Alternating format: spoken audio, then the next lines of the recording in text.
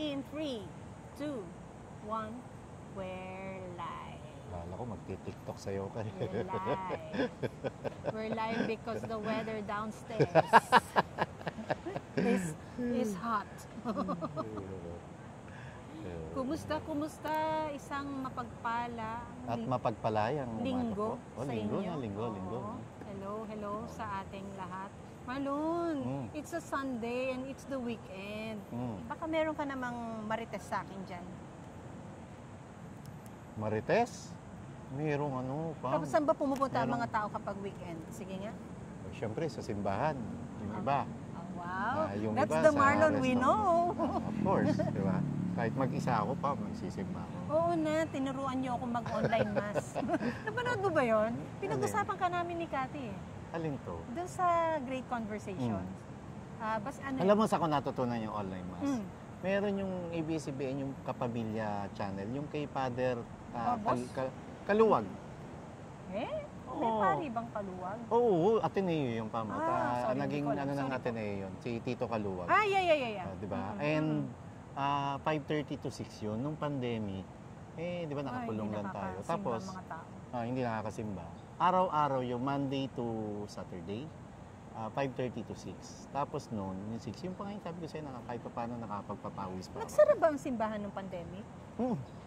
Nagsara ang simbahan. And yun, araw-araw yun. Yung routine ko na yun, pagising ko, buksan ko na yung TV, antayin ko pa yun.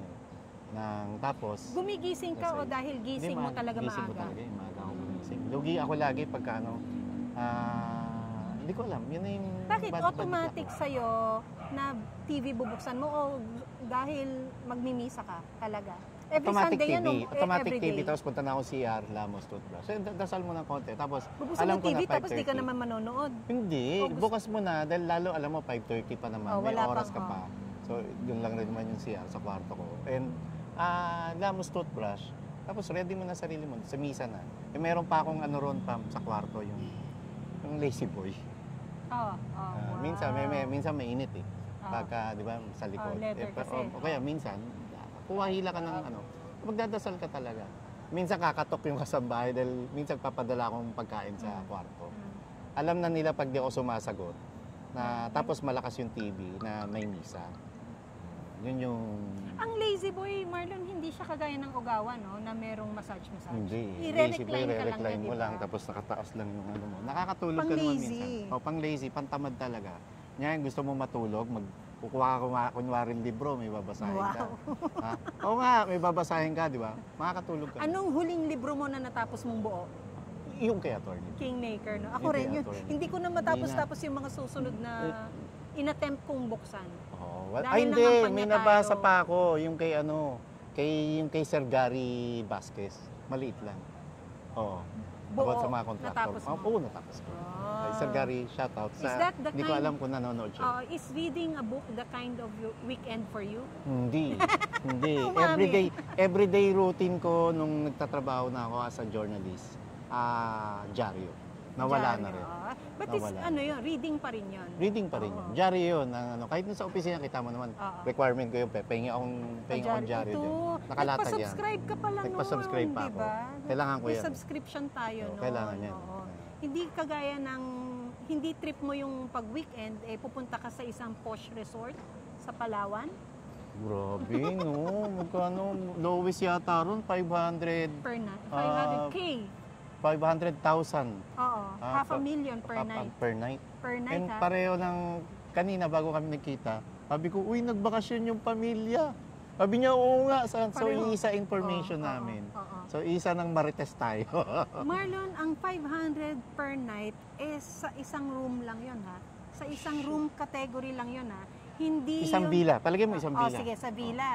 Sa villa na yun, how can you endure too many people in one villa? Dapat inyo lang yun, di ba? What if there are other villas rented Para may privacy kayo. Dapat iba-iba kayo ng villa. Ngayon, kung gusto nyo sama-sama kayong kumain, mag-dinner, mag-lunch, pwede naman sa isang malaking... Pero usually, at the end of each day, may sarili kang routine sa katawan mo na gusto mo sa private space mo ginagawa. Correct. Diba?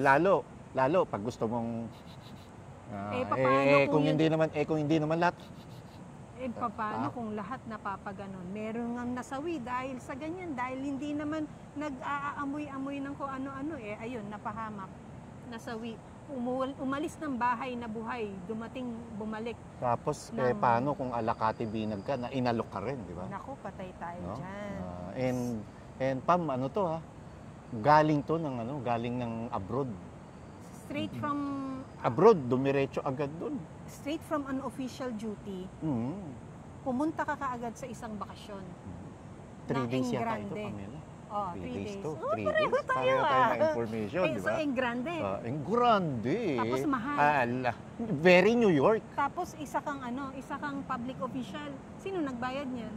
Di taong bayan. Narinig mo ba yung narinig ko? Oo. Na merong mga ano bang i-code name natin sa mga yan? May mga official din nakasama. Na junkies. Junket. Kasama ron sa junket. Oo. Ibig At sabihin, mga private guests. So, ibig sabihin, Marlon, yung sinasabi nating 500,000 per night, hindi lang para sa ma-impluensyang pamilyang to. Kung 10 grupo to, 10 bilya. 1.5 times... Hindi, 5 times 10, 5 million yun. Grabe, no? For just 3 days? Hindi, sa isang araw yun. Per night per diba? night. So 15 million. Ano ba naman yun? Wala pa yung food? Pam, pati food. Chicken feet yan. Sa bagay, alam mo bakit? Magkano yung napanalunan sa loto nakaraan? 300 million, di ba? Panis yan. Wala yan. Hindi sila matitinga sa bagay, mahal. Marlon, billion nga per day ang funding sa isang flood control na ghost project. Ghost project, billion. So, maaaring kung totoo man na ikaw ay isang mataas na opisyal na nagbabakasyon dyan, can afford. Paano? Pam, nagbenta ka ng ginto na hindi naman alam ng taong bayan. Ito naman, Marlon, baka naman julahas kung ilang ginto yan, magkano binenta at sino bumili? At saan na napunta yung pinagbenta? Lahas lang yun. Marlon, nabanggit mo yung mga ginto-ginto, no? It just made me curious now, no? Di ba ang isang Imelda Marcos nung kanilang kapanahunan, talagang magarbo ang set ng alahas, di ba? Nasaan yung mga alahas na to ngayon? Nasa pag-aari ng gobyerno, di ba? Yung iba? Yung iba? Yung iba may dala sila di ba? Ano ko lang, kasi nabanggit mo yung ginto na yan, no? Well, anyway, Marlon, it is very uncomfortable, no, to talk about this blind item, knowing na nagpapakasasa ka dyan sa isang bakasyon at alam mo ang mamamayang Pilipino ay nagugutom. At alam mo, napakatindi ng problema ng inflation sa Pilipinas. Napakatindi ng problema ng matataas na presyo ng bilihin.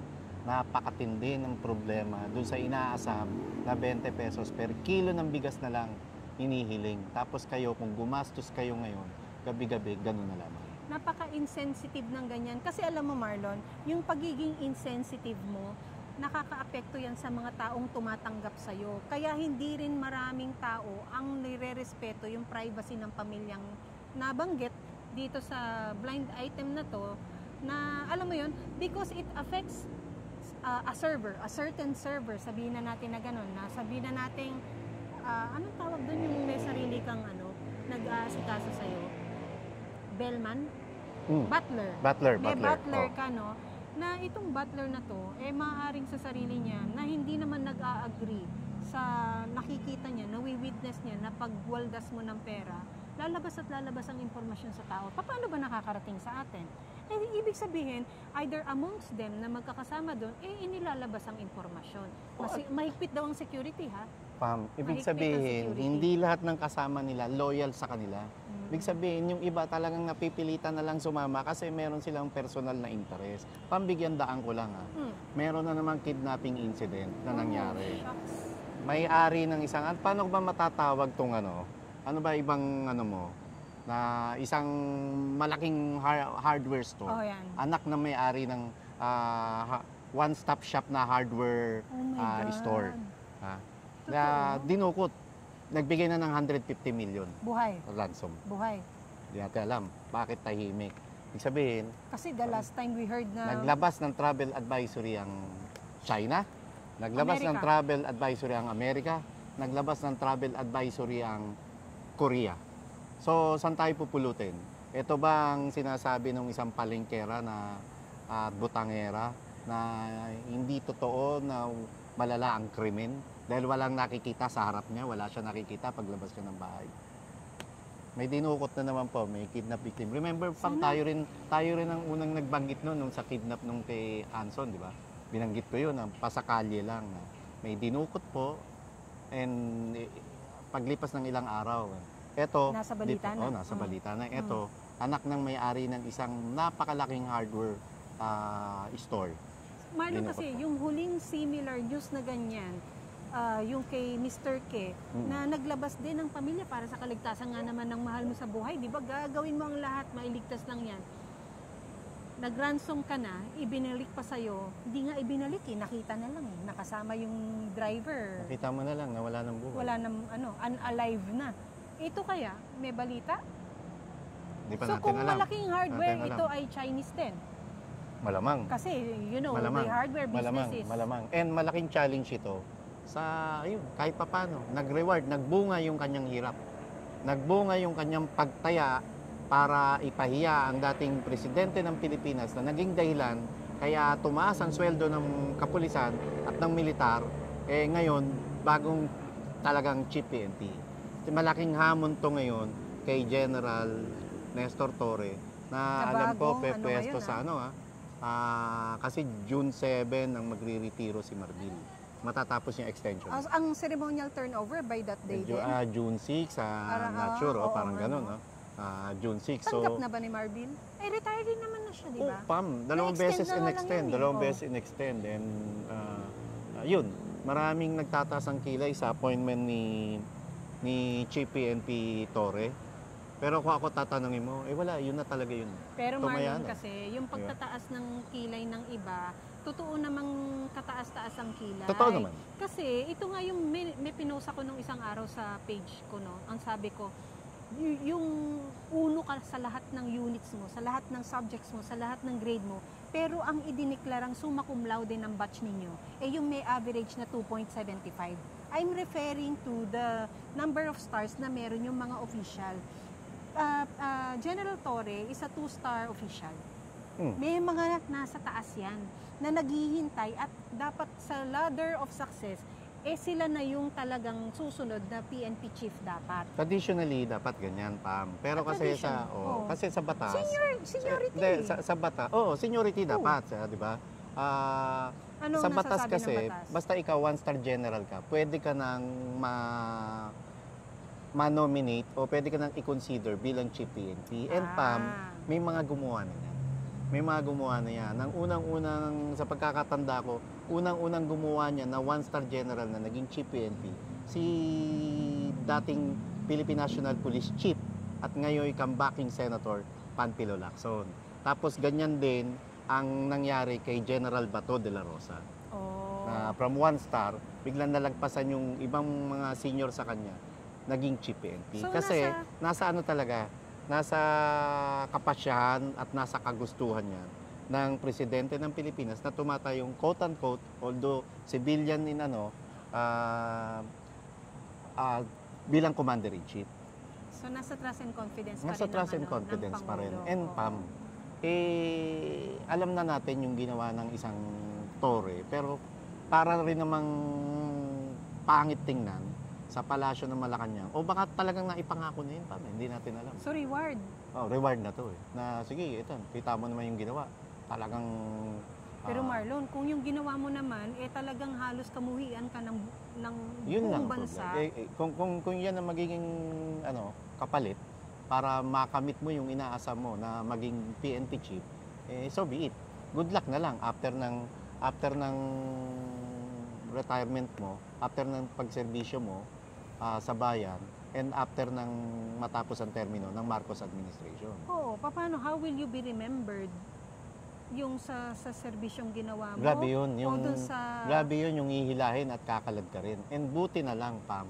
Buti na lang, ang isang NBI director, Jimmy Santiago, Hindi niya ginawa yun, na hinila at kinaladkad ang isang congressman, Arnie Tevez. Kasi diba? Marlon, no, alam mo, para ba akong nagkaroon ng deja vu, ika nga. Nung pinanonood ko, yung repatriation na gagawin sa isang dating congressman, Arnie Tevez, no, para itong nasa loob din ng Villamor Air Base. Although hindi kasing gulo the way General Torre handled the situation of PRRD, nagkaroon kasi si Director Jaime Santiago, Marlon, ng isang president senaryo na ito dapat iwasan dahil nagalit ang tao. Ito dapat gawin dahil hinahanap ng tao. Proseso, i-highlight ng tao yan. Kaya ito ay dineliver niya at ginawa niyang tama yung sa pagpapauwi naman ng isang Arnie Tevez. However, naikumpara nga yung pag-handle niya ng case ni Kong Arnie sa case naman ni PRRD. At alam natin ng isang PRRD ay isang mataas na ex-official ng government. Marlon. Na mas dapat binigyan ng tamang courtesya. Yes, dapat man lang ini-extend. Hindi nyo ito ginawang isang case study na dapat ngayon sundin ng marami or hindi gayahin ng marami. Nang malaking pagkakamali ng administrasyong ito, nag-backlash sa kanila. Correct. Mas nakakuha ng simpatya ang PRRD mula sa pulso ng taong bayan. Pam, medyo yung comparison lang gawin lang natin para malinaw yung paglatag nung perspective. Si Jimmy Santiago ay isang dating alagad ng batas. Dati siyang pulis. Asintado yan, Pam. Nakilala yan pagka may hostage taking. Oo. Doon yan, nasa pelikula buhay niyan. Yung pagka may hostage taking, siya yung SWAT na naka-assign para pagka may opening, anytime pwede niyang barilin yung hostage taker. So, naging makulay ang buhay niyan bilang alagad ng batas. Tapos hanggang naging abogado. Habang isa siyang alagad ng batas. At naging abogado, naging lawyer. At naging lawyer, naging piskal, at naging judge. Ang catch lang dito, kaya siya nagretiro bilang judge sa dahilang hindi na kaya ng kanyang health, ng kalusugan. Tapos bigla niyang tinanggap ang pagiging NBI director na sa pagiging judge hindi kaya ng kalusugan mo. Tapos sa NBI director, na mas stressful ang sitwasyon. Stressful. No? Kasi dapat mas hands-on ka. Pero the way he handled the arrest kay Arnie Tevez, yung pag-repatriate, masasabi natin kahit papano, saludo ron. Mas kapuri-puri siya kaysa kay General Torre. Kaya nilatag ko yung dati siyang abogado, dati siyang piskal, dati siyang judge. Kasi alam niya paano ipatupad ang batas kumpara sa isang General Torre na sa pagkakaalam ko hindi siya lawyer. Diba? Isang PNPA graduate, and good luck sa mga lakan na first time po ngayon sa Philippine National Police na ang magiging hepe ay isa ng produkto o mula sa Philippine National Police Academy. Kasi for the longest time, simula nung itatag ang PNP, noong 1990 o 89, laging PMA year graduate ang may hawak ngayon. Ngayon, sa katauhan ng isang General Torre, isang PNPA na. So, meron pa rin, may mga ilang PMA year pa rin. Sabi mo nga, yung mga nalagpasan na low moral. Kasi Marlon, natatandaan mo, tayo rin ang nagbalita nung pagiging low moral ng mga men in uniform pagdating sa hiring, pagdating sa yung promotion. May isyong ganyan kay Browner.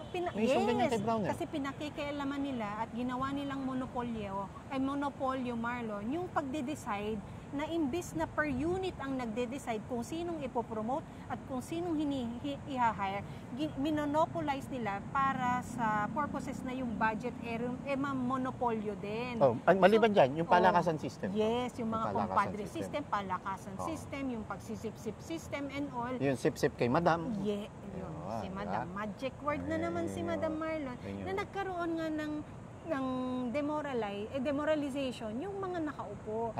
At tulad kasi nauungusan niya. Ganyan yung problema ng AFP. Ganyan din kasi ngayon may mga sumisip-sip din kay Madam, kaya nagpapabakasyon sila ngayon. Sino sa Palawan. Si Madam?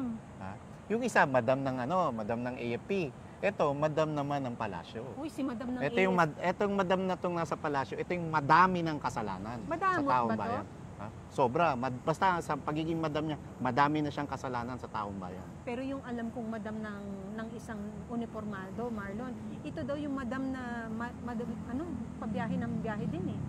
Tapos marami din madam o misis na sinasama. Yun lang. Di ba? Di, Parang, kumusta naman ang budget? Kamusta naman si Congressman Albi Benitez? Marlon, pag-usapan naman natin yan. Kasi minsan, napag-usapan natin yung isang influencer na si Meiko tungkol doon sa kinasangkutan ng marriage yung nilang pag-cheat mag-asawa. ni Poging Patrick. But this one is another case of cheating, Marlon. Tinanggi naman, Ivana. Tinanggi ni Ivana. At wag natin kalimutan, si Ivana na chichismis kay Dan, ha?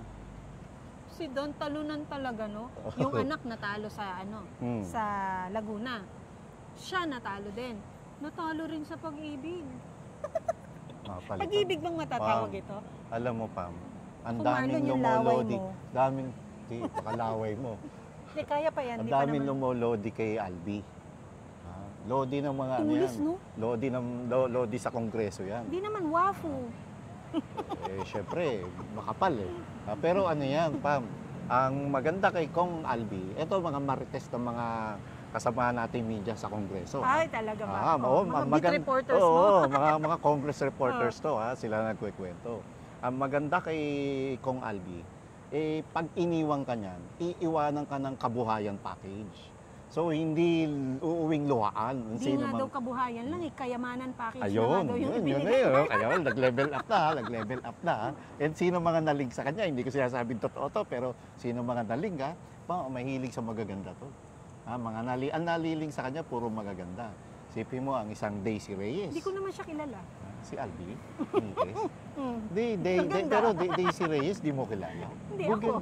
Wow! Hindi mo nag-gets, nagigigil ako sa'yo. Kaya pa, umaaraw, umuulan, mga ganyan trinyado eh. Yung tikba lang, nagbablog. Tikba lang nag-vlog. Alam mo, the weather downstairs. Laila, don't bark in the dark. Diyos ko, yung mga quotable quotes natin, Marlon, parang wala silang dapat matutunan. Anyway, sige, balik ka-level tayo, mo, yung Daisy magaganda. Reyes. Wow. Meron pa sa, sino ba to? Andrea Del Rosario. Andrea Del Rosario. Ito si na, Hot Babes. Viva Hot Viva Babes. Hot Babes. Diba? Magaganda nga naman. Meron pa, Kim Domingo. May Kim Domingo pa na, and Lodi yan. Ano yung mga... Lodi yan. Hindi, yung mga pangalan na yan, ang naliling ka, hindi natin at kinukumpirma. ang una naman And hindi nagbanggit, rin natin- yung asawa.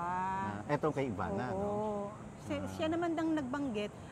I'm not very sure, pero allegedly, merong, sabi mo nga, Kim, tayo nakikimarites lang naman dito. Sa mga bali-balitang una nang lumabas. Pero anong take mo dyan, Marlon? Ang Malayo, sinasabi- Pam, malayo ang sitwasyon ni Albi Benitez kay Poging Patrick. Si Albi Benitez, ang daming Sino daming Patrick? pera. Si Poging Patrick, yung asawa ni Meiko. Na di ba? Yung Malayo. napaka-pogi, di ba? Buksan mo buksan mo para masira ang araw mo. Hindi kasi love is blind. Hindi ako naniniwala sa love is blind. Mhm. Love sees all things. Paano kung may maganda siya nakita kay Patrick na hindi natin nakikita? So It pwede. sees all things. May kakampi ka ngayon, Poging Patrick. Paling naman, di ba? Pogi siya sa paningin ni Meiko. Pero Marlon kasi, naging siya high society news na talagang, alam mo ngayon, pinag-uusapan sa hallways ng success. Ika nga, no? So, ang sa akin kasi, ang tanong ko dyan, Marlon, ang sinasabi, matagal na silang hiwalay. But not yet legally, not yet technically. Because it is Ni ma'am, ni Mrs. Oo, ni Mrs. But it is only recently na ginawang formal yung pag-file ng annulment. So, nung fina-file ng annulment is probably because maybe, lahat na ng disclaimer probably because maybe the guy already found someone new. And this someone new maybe did not demand na, hiwalayan mo na yan officially. But the thing is, hindi na nga sila daw nagsasama nung misis niya sa iisang bahay o kama o kwarto nang matagal na panahon na. So malaya ba ang isa na magkaroon ng relasyon? Oo naman siguro. Naman, kung ako tatanungin mo, sorry sa mga babae, alam mo maraming magagalit. Ba't umiepal pa si Yun din naman ang argument ng netizens ngayon na ng isang very controversial influencer din na nanghimasok. Kilala rin naman ito sa pag-expose ng mga ganyang news sa showbiz world, no? Na recently, nung ang minutes or hours after niyang manghimasok, na-take down ng FB page. Nawala ito sa FB page dahil maaring makapangyarihan ang nagsabing itanggalin or i-unpublish ang kanyang page. Kasi ang problema sa ganyan pa, ang kawawa yung bata. May bata pa ba sila? Pagka sinapubliko mo yun ang hindi ko nga alam. May anak, ang mga anak official na rin ng gobyerno. So kahit na, may mga emosyon pa rin yun. Sa bagay, totoo pa rin naman dyan. Yun. Oo. Na, di ba, na nakikita yung kanilang magulang na nag-aawa. Publicly, no? Publicly, pinag-uusapan. Kaya lang kasi, kapag hindi ka nga maingat sa mga ganyang balita, Marlon, lahat ba ng marumi yung damit, ika nga, na-expose, di ba? Your dirty laundry is exposed out there. Yeah. Pero, iba ang nasagap ng lola niyong Marites. Ano naman yan? Politically motivated ang paglabas ng issue. Uy, dahil kasi candidate siya. Padang speakership. Oo. Na media ops pa rin. Grabe, Kasi syempre, kanya-kanyang labas ng baho para ang isa ay manatiling mabango at mapanatili maaari sa pwesto. Pero ang pagiging womanizer sa panahon ngayon, maaring yung sa mga sinaunang panahon dito sa Pilipinas, hindi ka tanggap-tanggap. Pero ngayon, yung norm na siya? Medyo. Sa personal ko to, sarili kong opinion to. And kamusta ang isang Joseph R. Estrada? Kamusta ang Ramon Revilla Sr.? Kamusta ang Ramon Bong Revilla Jr.? Kamusta ang PRRD? Ito, Marlon, maaring hindi siya norm, but it is always how each other take the situation. Actually, yung normal, maaring hindi nga normal. Pero yung iba katanggap-tanggap na. Yung termino acceptable sa iba na kagaya ng sinasabi ko yung argument ko, yung mga argument nyo, katanggap-tanggap yan, but with a complementing manner of delivery. Ito kasing sitwasyon na to, yung sa PRRD, if tanggap ng buong pamilya at hindi naman maiskandalosong, alam mo yun, ibinahagi sa publiko, tanggap yan. Kasi within themselves, nagkaroon sila ng sarili-sarili nilang mga dynamics, sarili-sarili nilang mga rapport. Ganyan din sa Estrada at Revilla. Yes. Kaya it may be something unconventional, but it is something that within them acceptable. Pero yung dito kasi na ganito mong, alam mo yun, yung paraan ng pagkaka-expose, yung involvement ng maraming tao, either meron dyan isa mananatiling tahimik, yung isa maaaring dahil sa paghahabol or kung ano man ang intention mo, mag-iingay ka. At kaya nagsalita rin ng iba na Lawi kasi nadadamay na pati yung kapatid niyang si Mona at saka yung mami niya. Oo. Na medyo marami na nadadamay. Tinotolerate and all. So, although may mga naglalabasan, Marlon, na mga videos of sightings, no, na nakikitang nakapila sa airport na magkakasama, it can be another story, and that is your story to tell later on after. But ang hindi kasi kayang maiwasan dyan, public figure ka. Pareho sila artista ka na ang buhay mo nasa publiko, isa kang public servant na ang buhay mo is another publicized event of your life. And here you are with a wife after something, it's always how the news is delivered to the public. Kakaiba talaga no? Binanggit mo yung sightings. Marami rin naman nakakita yung matagal nang umuugong na Marites. Patungkol naman sa relasyon di umano ng isang Gretchen Barreto noon. Kay Atong Ang, di ba? Na alam naman natin ang asawa ni Gretchen Barreto, si Tony Boy Cuangco. And ngayon naman, ang na-chichismis kay Atong Ang ay si Sunshine Cruz, na dating asawa naman ni Cesar Montano. Ako laging nasa malis nung naglabas or nag-expose. Kaya nga hindi talaga maiwasan din, Marlon, na masabing politically motivated nga. Kasi may nabasa nga ako post ni Miss. Bakit kay Toby Chanco walang lumalabas? Baka qualified. Baka Boss Toby. Baka Boss Toby, may lumabas dyan malig sa yung artista. Warning ba yan? Kitawa, dinali na si Albi. So, ibig sabihin ba, That means to say your personal issues becomes also a basis of your qualifications of getting the speakership? Hindi, no? Pam, at saka kahit Pam, pag ikaw nagmahal ka, ha, dapat unconditional love. Nasaan ka ba nung ikaw Dapat May hugot na dati naman. kaibigan mo na ko. May hugot na naman. Unconditional love. Yun lang yun. Hugot pa, Bella. Hindi. I think it's not about unconditional love or anything. Pero ayan, Kaya yun nga, kasi yung intention. Kasi kung totoo na merong na bahagi lang ito ng politika, bakit nagpagamit si Madam kung totoo yan? Bakit Madam? Okay ka naman na eh. Maigi sana kung pinabayaan ka. Ang mga nagwawalang asawa, yung mga pinababayaan. Ito nga, sabi nga sa'yo, may kayamanan package na, ha? May na-cut off nga daw siya sa dapat monthly na 200K. Baba yun. Baba yun, 200K sa mga anak. Mababa, chicken panis lang kay Albi yun. Albi, lakihan mo kasi. Pero regardless, everyone deserves the kind of love they give. Yes, tama. Tama. Kung ikaw ay isang mapagmahal na tao, dapat ang kapareho mo sa buhay ganun din ang balik sa quality ng pagmamahal na binibigay sa'yo. Wala ka ba special mention sa mensahe mo yan? Mamaya ka sa akin. Mamaya ka sa akin. Nakita ko na yung account mo, charot. I-stalk. Kasi view ka ng view sa akin Okay. Na-tretrace no? Kasi joke lang. Ano ka ba?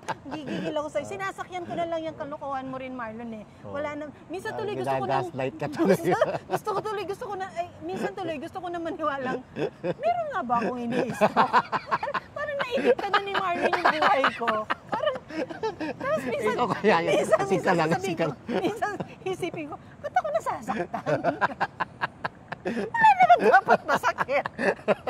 Ewan ko sa'yo, Marlon. Ang gigigil ako sa'yo. Pero tayo pa. Pero Marlon ito kasi importante. Kung ito ay politically motivated, Marlon, diyan mo masasabi at malalaman na ganun kadumi ang politika. Para lang maging kapit-tuko ka sa pwestong meron ka ngayon. Ganyan ka nakadumi, ganyan ka pa kadesperado. Di ba? Gagamit ka ng strategy para hindi ka maalis sa pwesto, gagamitin mo yung issue ng mag-asawa? Oo, yung disrespect. Sobrang ibang level yan ng disrespect.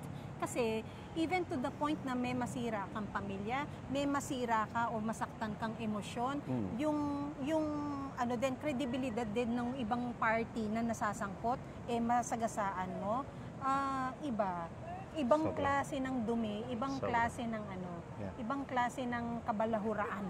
Sobra.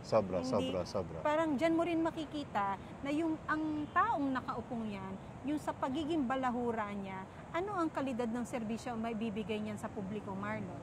Diba? Kung yung personal ng ibang tao hindi mo nire-respeto, ano pa yung para sa publiko?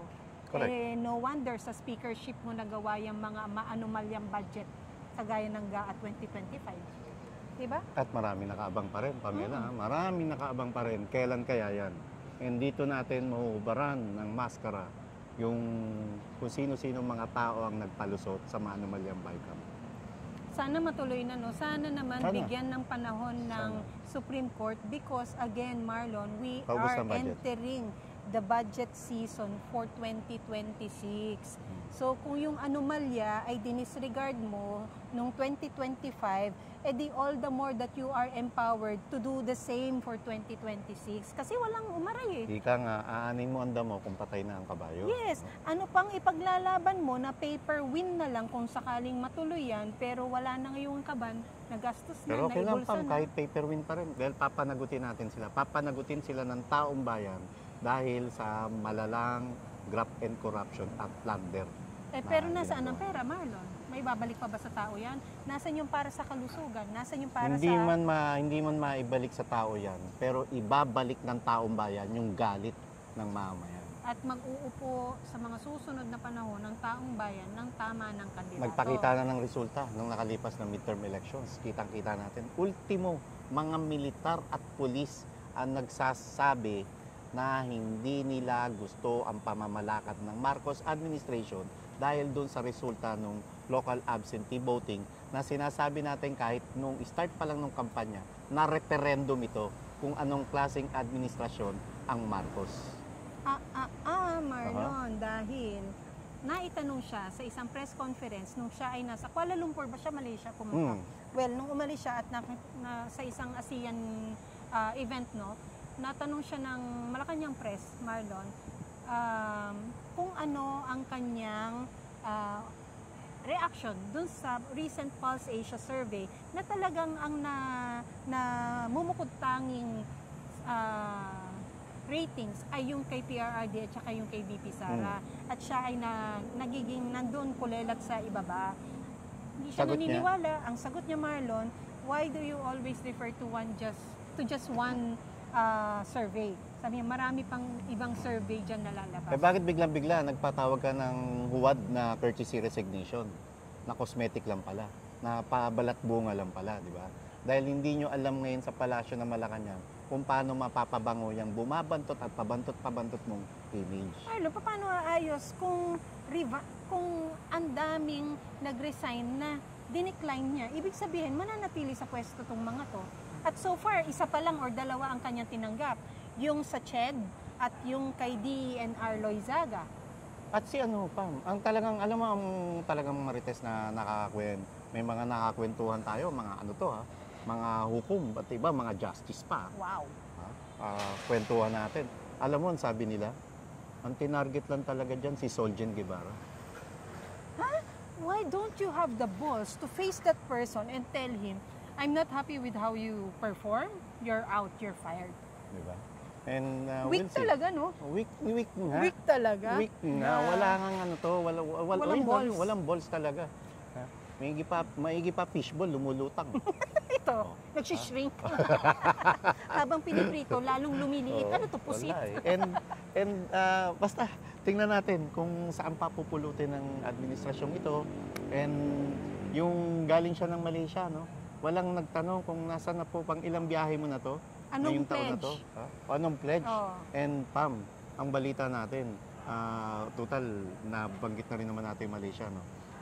Yung kay Arnie Tevez, mukhang sinolo ron yung sinolo ron yung presidente ng Timor. And tama yung isang information mo, may ganun ding informasyon na negosyo sa, ito marites lang naman, negosyo sa online gambling. Gustong kopoin ng dahil di umano ay hawak ng buo ng ano ito, online number something. Oo. Na ang ownership di umano or access di umano ng operators ay yung kay Arnie. Na double cross ang isang Arnie Tevez. Oo. At gusto itong, dahil successful at merong kita, gusto itong makuha ng mga kalaban. Grabe no, gagawin ng lahat. Dahil sa pera, oo. no? Yung iba nga Marlon, ginagaya na lang yung yung business pattern. Pero ito talaga, tamad na gumaya, mag-set up ng bago, tamad gayahin. Ang gusto na lang, kamkamin, agawin. That's, I think, unfair business. Although the business itself is already unfair because it is illegal probably, pero yung para ganun na agawin mo, kamkamin mo, gawin mong iyo, at kahit ikapahamak ng buhay nung taong nasasangkot, maangkin mo lang, gagawin mo rin. Napakadumi ng dumi talaga para mangako ka sa taong bayan negosyo. na $7.2 billion yung mga foreign investment pledges. Nasaan na ngayon yun? Ikaw na lang yata ang naghuhumawak dyan. Ibalik natin yan, Pamela. Ibalik natin kayabangan ng gobyerno to. Balik-balikan natin yan, yung $7.2 billion na di umano'y ipinangako sa Marcos government, kaya panibiyahe mo nung unang 2 taon mo sa palasyo ng Malacanang, ibabalik din namin yung 20 pesos per kilo ng bigas at ibabalik din namin ang paghahanap doon sa 5,500 flood control projects. Marami yan, Pam. Sisingil-singilin, araw-arawin natin yan. Hindi tayo mananawa, hindi tayo mapapagod at hindi natin kakatamaran na ibalik sa kanila yan. Paano naman doon sa rehabilitation ng San Juanico Bridge ngayon, Marlon, na kailangan nila ng amount na 7 billion to repair and rehabilitate the San Juanico Bridge. Pam, okay na sana yan kung nakikita natin yung tama at tunay na resulta, no? Wala eh. Okay na rin sana yan, Marlon, matatanggap mo kung alam mong paguho ang isang infrastructure, may naitayo kang bago, matatanggap mo na, meron namang may option na dadaanan ng ibang mga motorista sige, pikit mata tayo sa gagastusin dito dahil talagang nakakatulong sa ekonomiya. Wala kang nakikita, Marlon. Ang ginagawa lang na puro rehabilitation. Ang EDSA, i-rehabilitate. Yan San Juanico Bridge. Ba't hindi kaya ikaw magparehab? Ay, hilig nyo rin naman sa rehabilitation di ba? Ikaw na lang magparehab. Bago yan, kailangan mo munang rason na ma-rehab siya. Ibig sabihin, positibo ka ng something. Ayaw nga magpasailalim Paano mo i-rehab? Pero bagay pa, ang kailangan magpasailalim sa ganyang klaseng programa, yung unang-una may admission. Kailangan inaamin mo sa sarili mo. Pero kung hanggang ngayon may denial ka at tinatanggi mo na isa kang lulong, walang ibang makakatulong sa sarili mo kundi ikaw mismo. Itong mga bakasyonista sa Palawan. Ayun, ang tanong dyan, Pamela, may baon kaya? Sana walang mao. Ikaw ba nagbabakasyon ka nang wala kang pocket money? May baon. Napunta nga ako Hong Kong, laman ng wallet ko, 1,000 pesos. Seryoso? Seryoso, di ba? Pamela tuloy. Ako, Marlo, huwag ka maingay. 5,000 lang ang dala ko. Buti ka pa, may 5,000. Ako, 1,000. Sabi ko, may credit card naman. Pero ang gagawin mo sa 1,000 doon? Papalit mo. Pwede ipalit siya Ang taxi, hindi naman siya... Palit mo muna sa money changer. Hahanap ka muna sa maganda bigayan. Speaking of money changer, Marlon, meron tayong kaibigan na nagpunta ng The Hague, ng Europe. Mm-hmm. Ang dala USD. USD, para maging official ang iyong pagpapalit, di ba nagpapakita ka ng passport? Since Filipino passport, kasama ang Pilipinas sa nakaban ng money exchange. Naka-red flag? Oo, because of issues of money laundering. Matino itong taong to Ayaw papalitan. Saan ba to nangyari? Sa Europe.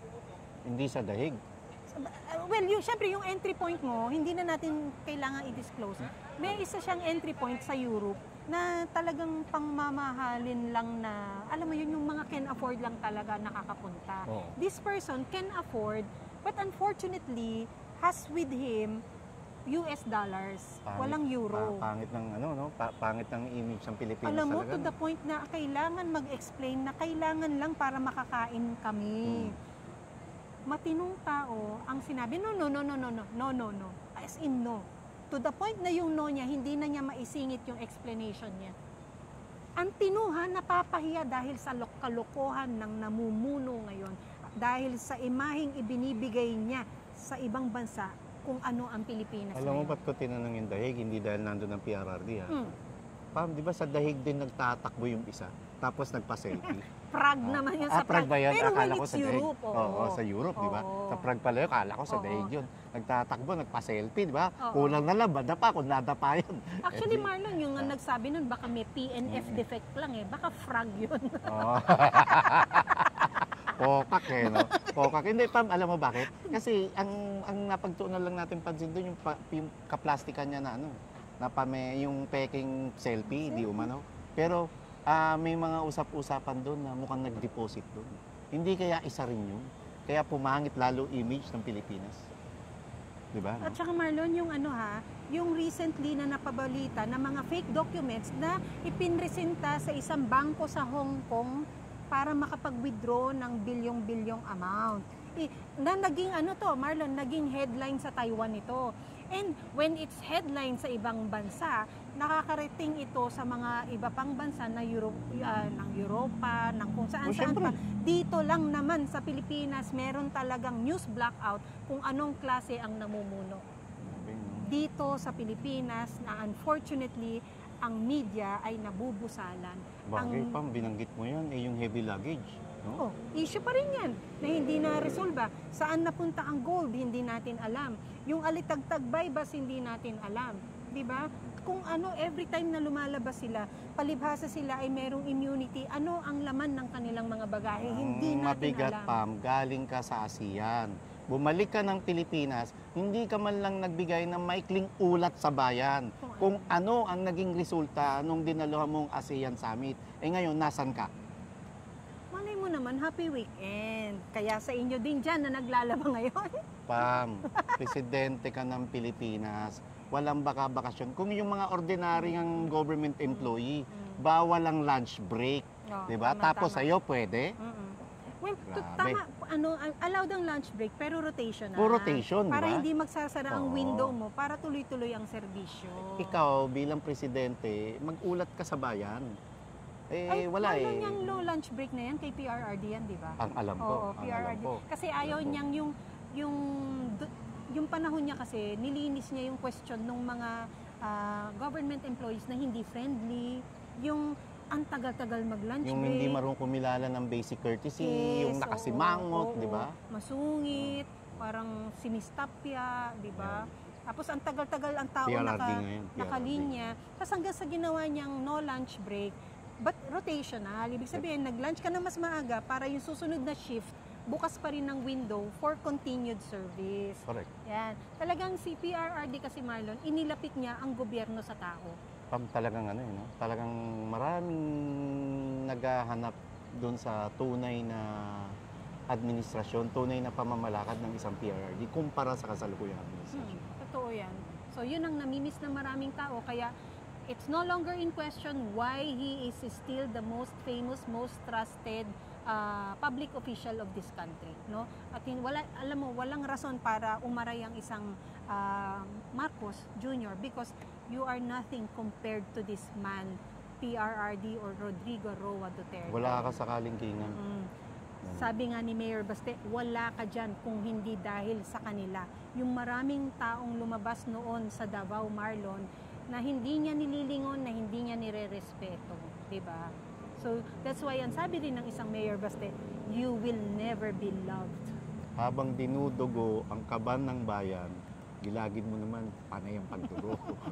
Maaring proof na yan para ikaw ay ma-rehabilitate. Katulad nung San Juanico Bridge At saka ng EDSA. Hindi ikaw ang gumawa ng EDSA. Try natin, no? Oo. Ikaw ang magmason-masundo. Mason ba yung drrrr? Yata, part yun, yung nagja-jackhammer. Mason ba tawag doon? Hindi, ang mason kasi sa semento, siguro part yun ng pagmamason. Construction worker na lang. So we should expect in the next... Ay Marlon I think it is also key for me to know.